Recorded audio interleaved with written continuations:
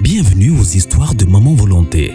Nous sommes une chaîne qui raconte des histoires vraies, des réalités vécues au quotidien, dans la société en général et en Afrique en particulier. Nous le faisons dans le strict respect des usagers, coutumes et droits humains. Nous réalisons des analyses constructives dans le but d'éduquer, d'informer et de former la masse, car votre éducation, épanouissement et plaisir sont notre devoir. Abonnez-vous et cliquez sur la cloche de notification pour ne manquer aucune actualité en temps réel. Et surtout, aimez et partagez nos vidéos pour élargir notre communauté. Maman Volonté et les volontaires, ensemble, nous sommes plus forts.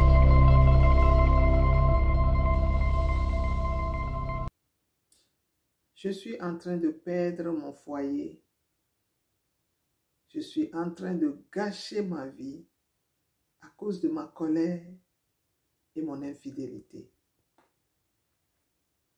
Cette histoire m'a été racontée par une femme qui vit au Bénin. Elle a connu son mari quand elle était au campus. Il lui restait encore 2 ans pour sa soutenance. L'homme était un homme d'affaires. Après avoir fait 2 ou 3 mois de relation, l'homme a demandé à aller connaître ses parents, ce qu'elle n'a pas refusé. Ils sont allés voir les parents et pour sortir avec l'homme les soirs ou le week-end, l'homme venait à la maison demander la permission à ses parents. Tout s'est bien passé pendant 6 mois de relation. Et l'homme a décidé d'aller faire les choses bien, c'est-à-dire faire la dot. Mais elle a dit non, mais qu'elle étudie encore. Comment elle va être dotée? L'homme dit non, après la dot, je ne t'amène pas chez moi. Tu vas toujours vivre avec tes parents. Pour moi, c'est l'assurance.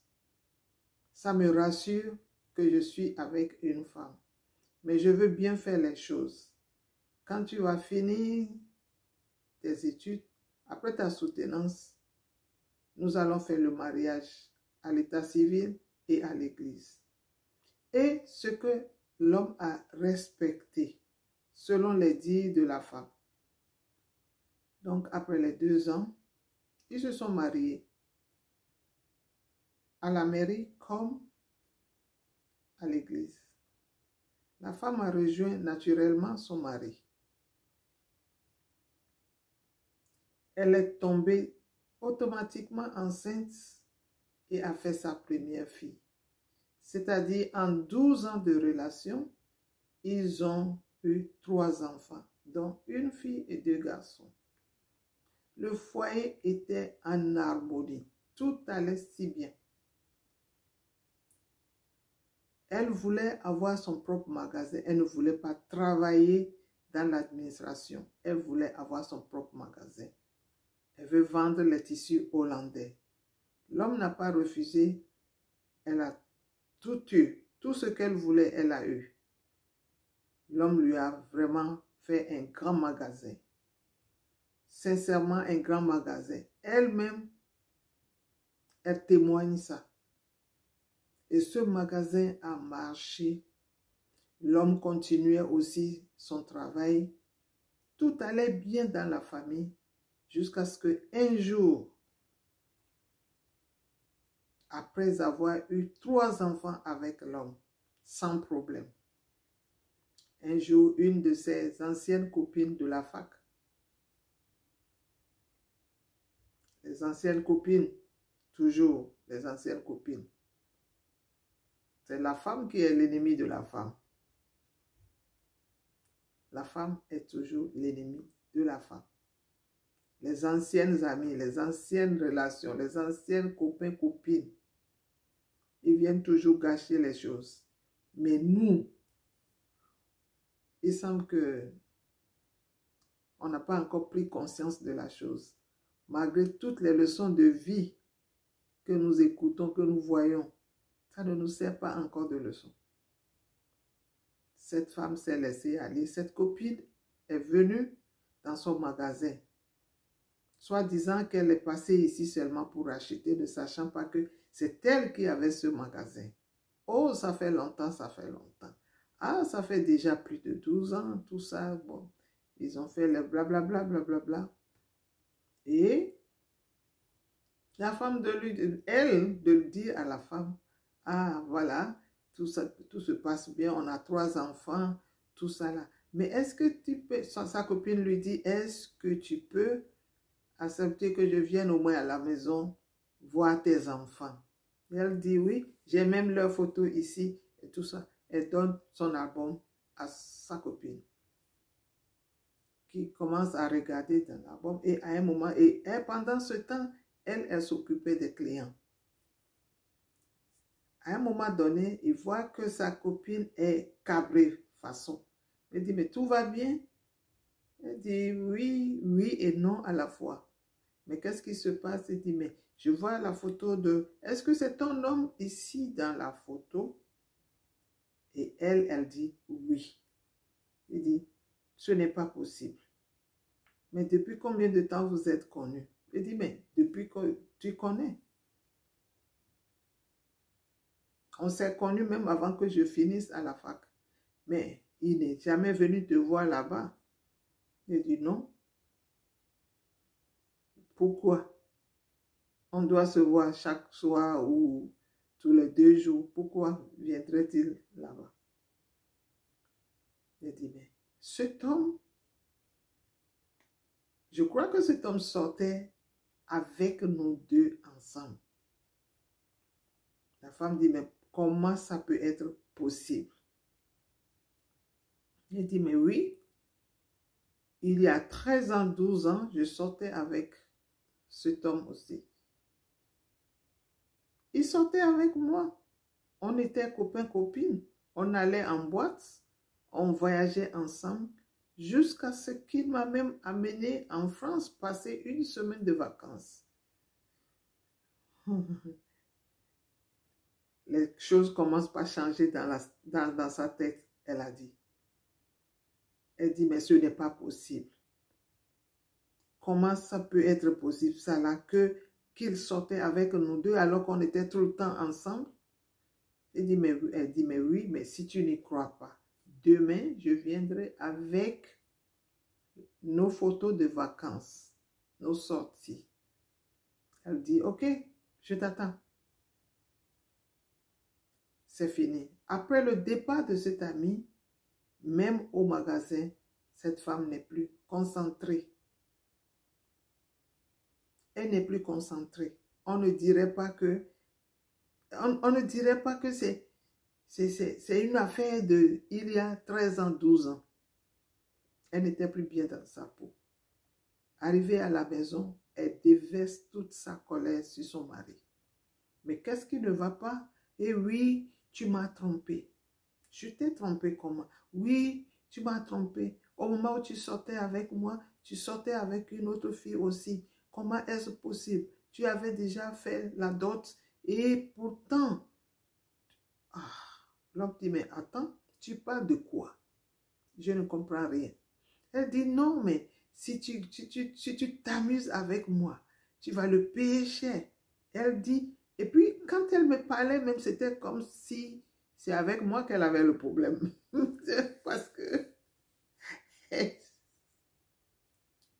vraiment, elle agissait comme si c'était le jour là même. Je dis, mais calme-toi et parle-moi doucement. Calme-toi et parle-moi doucement. Moi, je n'en ai pour rien. Et ça continuait la discussion. Et elle a fini par dire à son mari, demain, tu verras les preuves de ce que je dis. L'homme dit, mais je ne sais pas de quoi tu parles. Et le lendemain, vraiment, sa copine est venue avec les photos. Il dit, voilà les photos. Et elle a fait capture d'écran pour pouvoir montrer à son mari à la maison.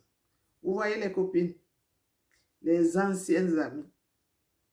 Vous voyez, Voilà. Normalement, quand on dit je marche, la marche, ça va devant. Mais nous, les femmes, on dirait que notre marche là, c'est à reculons. On dirait que c'est à reculons. Une affaire qui s'est passée depuis 12 ans, 13 ans. C'est ça. Nous, on fait aujourd'hui la révolution. Voilà. Elle va à la maison avec la photo le soir. Ce qu'elle a préparé à son mari, le mari n'a pas pu manger. Parce qu'avant même de passer à table, commencent déjà les discussions de cette photo. Voilà la femme. Voilà. Tu savais très bien que c'était mon ami. Bon, même si tu ne savais pas que c'était mon ami, on sortait déjà. Tu pouvais me dire que tu sortais avec l'homme lui dit, c'est de cette femme que tu parles. Mais si c'est de cette femme, je la connaissais avant toi. Demande-lui très bien, elle te dira en quelle année on s'est connus. Je la connaissais avant toi. Et quand j'ai commencé, je l'ai laissée parce que elle ne m'autorisait pas à venir la voir chez ses parents. On se voyait que quand on veut aller, la nuit, quand on veut aller en boîte ou quand on veut voyager. Mais elle n'acceptait pas qu'on sorte dans Cotonou. Cotonou, c'est la capitale du Bénin. Elle n'acceptait pas que l'on sorte ensemble dans Cotonou pendant la journée. Et ça me donnait à réfléchir jusqu'à ce que je te rencontre. Et quand toi, tu m'as parlé de tes parents, et je suis allée jusqu'à voir tes parents, je me suis dit, oh, voilà la femme de ma vie. Elle, au moins, elle ne veut pas vivre en cachette. Et c'est comme ça que j'ai commencé par faire les démarches vers tes parents. Et elle, je lui ai dit, je l'ai appelée, j'ai dit, j'ai trouvé ce que je cherchais. Comme chez toi, je ne suis pas autorisée à aller voir tes parents. Au moins, celle que j'ai trouvée m'a amené voir ses parents. Donc, toi et moi, on ne peut pas continuer parce que je ne veux pas faire double vie. Elle voulait insister, mais je lui ai dit non, ça ne peut pas aller. Je ne peux pas nager entre deux femmes. J'ai trouvé la femme de ma vie et toi, tu vas continuer à sortir avec quelqu'un qui acceptera sortir avec toi que la nuit. Et je lui ai même offert 500 000 francs pour qu'elle fasse ce qu'elle veut avec. C'est comme ça qu'on s'est séparés. Et depuis lors, je ne l'ai plus revue. Elle aussi n'a pas cherché à me voir. Et ça s'est arrêté là. D'où vient ce problème? Tu me confrontes avec une histoire qui s'est passée avant toi et juste au début, quand je t'ai connu. Alors, ça n'a pas été facile. Elle avoue elle-même qu'elle a fait voir du feu à son mari. Et depuis ce temps, elle s'est dit, oui, son mari l'a trompée. Il y a des hommes qui lui font la cour aussi et elle dit non. Alors, si pendant que les deux sortaient déjà, son mari avait celle-là, qu'elle aussi, elle peut sortir avec d'autres personnes. C'est là où commence le film. Oui, elle commence à sortir avec d'autres hommes. Et ce n'est pas un, ce n'est pas deux. Ça continuait. Elle trompait son mari avec d'autres hommes. Le mari ne le savait pas. Le mari ne peut même pas penser. Mais elle était en train de faire voir du feu à son mari. Et jusqu'à ce qu'elle voulait même divorcer.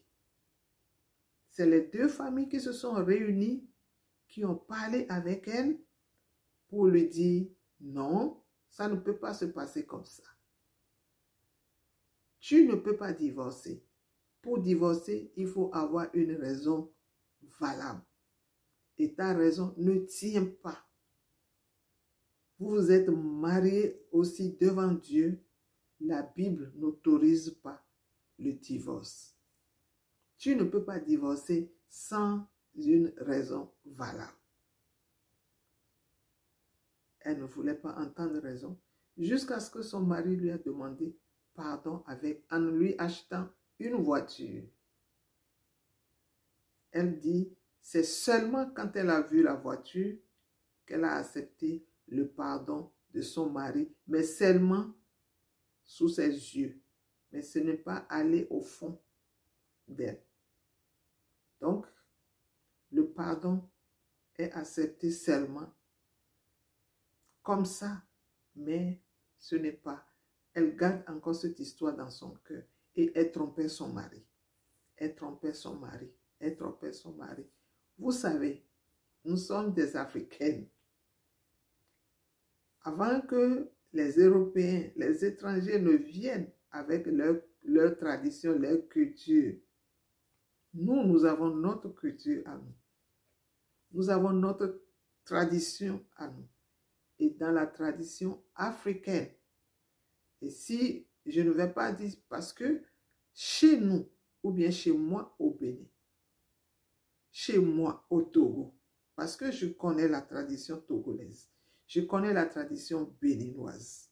Le reste, je ne le sais pas, mais je pense que ça va être la même chose en Côte d'Ivoire, au Ghana, je sais que ça va être la même chose. Chez nous, quand tu vis sous le toit d'un homme et tu triches, tu sors avec d'autres hommes, tu le trompes avec d'autres hommes, tiens-toi tranquille. La fin est catastrophique. Et elle pensait qu'elle vivait la belle vie. Elle sort avec d'autres hommes jusqu'à ce que elle commence par être malade. Malade de chez malade. Ses affaires même commencent à regresser. La mévente, la maladie. La mévente, la maladie. Le magasin commence par se vider à petits coups. Parce que l'épargne Vlisco, quand les motifs arrivent et que tu ne les vends pas vite, quand d'autres viennent s'ajouter, les anciens là, les gens ne regardent plus ça. Donc, elle vit seulement avec les anciens motifs et les gens ne viennent plus comme avant. Elle est obligée de diminuer les prix et ceci et cela, les choses n'allaient plus bien. Jusqu'à ce que ça devient terrible. Elle est tombée gravement malade. Et quand on va à l'hôpital, les docteurs ne trouvent rien.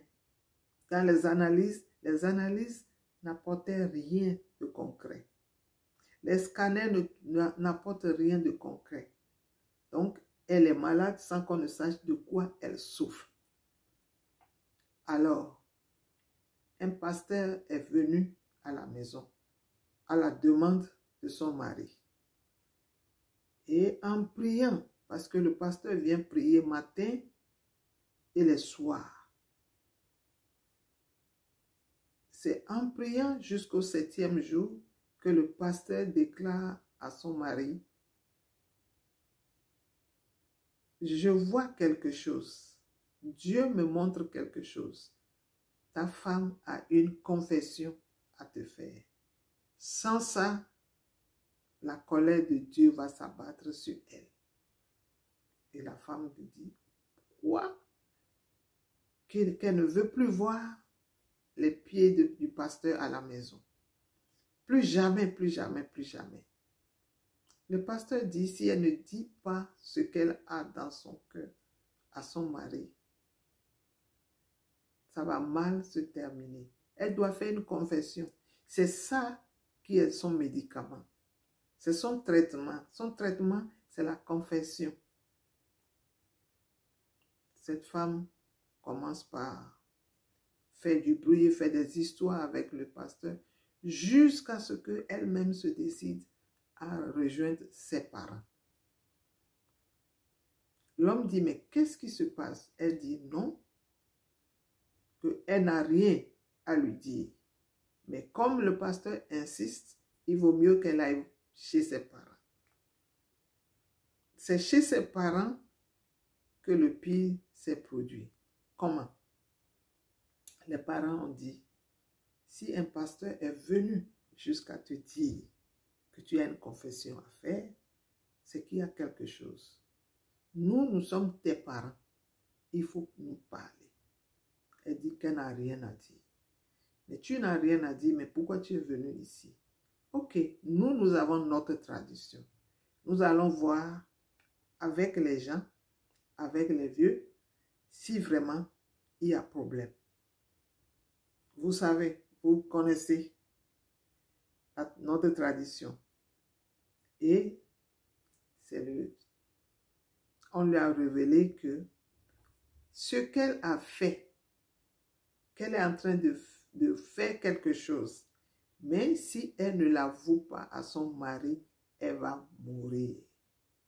Si elle ne veut pas mourir, elle n'a qu'à prendre ses bagages et sortir de la maison carrément de son mari. Mais si elle vit dans la maison sans la confession pour qu'on cherche une solution, elle va mourir. Rien ne va marcher encore pour elle. Soit elle fait la confession, on fait les cérémonies appropriées, ou elle reste chez ses parents. Et là, le problème s'est posé. Elle me demande si elle doit se confesser à son mari et retourner dans son foyer, ou bien elle reste carrément chez ses parents parce qu'elle n'aura pas le courage de dire ce qu'elle a fait à son mari. Mais à ce qu'elle-même, elle dit qu'elle n'a pas trompé seulement son mari avec un seul homme. C'est là le problème. Elle a du mal à faire cette confession. Elle me demande si je peux l'aider. Qu'est-ce qu'elle doit faire? Je dis, ah, ça là, c'est un gros problème. Moi aussi, je vais poser la question à ma communauté. Donc, mes volontaires, je suis devant vous. Dites-moi en commentaire, qu'est-ce que cette femme doit faire? Se confesser à son mari, rejoindre son foyer, après peut-être des cérémonies ou des prières, ou bien rester chez ses parents. Mais tout ce que moi j'ai à dire, nos traditions ne sont pas à négliger. Nos traditions ne sont pas à négliger. Et on ne doit pas oublier que nous venons de quelque part. Le pasteur n'a pas menti. La Bible n'a pas menti. La tradition n'a pas menti. Elle a fait la pluie et le beau temps. C'est l'homme qui demandait pardon. Maintenant, nous sommes arrivés à un point où qui doit demander pardon à qui? Quel conseil devons-nous donner à cette femme? Aller demander, aller se confesser et retourner chez ses enfants et son mari? Ou bien garder son secret et rester chez ses parents? Dites-moi en commentaire ce que nous devons dire à cette femme. Voilà l'histoire. J'attends vos commentaires pour répondre à la femme. Likez la vidéo, partagez pour élargir la communauté, appuyez sur la cloche de notification pour ne pas rater les vidéos prochaines. Bienvenue aux histoires de Maman Volonté. Nous sommes une chaîne qui raconte des histoires vraies, des réalités vécues au quotidien, dans la société en général et en Afrique en particulier. Nous le faisons dans le strict respect des usagers, coutumes et droits humains. nous réalisons des analyses constructives dans le but d'éduquer, d'informer et de former la masse, car votre éducation, épanouissement et plaisir sont notre devoir. Abonnez-vous et cliquez sur la cloche de notification pour ne manquer aucune actualité en temps réel et surtout, aimez et partagez nos vidéos pour élargir notre communauté. Maman Volonté et les volontaires, ensemble, nous sommes plus forts.